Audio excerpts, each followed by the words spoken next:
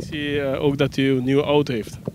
Ja, dat klopt. En ik vind het een beetje ongemakkelijk, moet ik eerlijk zeggen. Ik ben helemaal niet van materialen. Kijk, dit is een hele mooie auto, een grote auto. Voor mij ook bijzonder zo.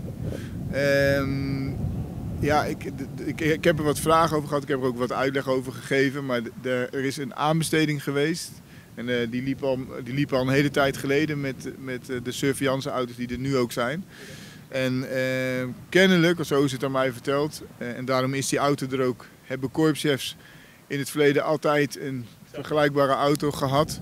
Ja, en deze auto is 1 slagje kleiner dan de surveillance auto's, maar nog steeds een hele grote auto. Maar als het aan mij ligt, nu ziet hij er nog zo uit, maar ik wil er een dienstauto van maken. Dus hij wordt ook bestickerd, weliswaar onherkenbaar, dus wel met zwart bestickerd.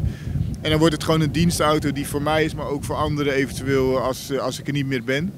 Als ik er niet meer zou zijn. Maar ik ben altijd op straat, ik rij altijd met de auto en het maakt voor mij niet uit of die herkenbaar is of niet. Ik heb geen geheim, ik sta graag tussen de mensen. En op deze manier ben ik zichtbaar. Het is niet zo dat u een nieuwe auto heeft aangevraagd, zo, dus het ligt in het aanbesteden. Absoluut niet, nee hoor. En sterker nog, mijn oude auto die is doorgeschoven naar een waarnemend commissaris. Dus nu hebben alle commissarissen die hebben allemaal dezelfde auto.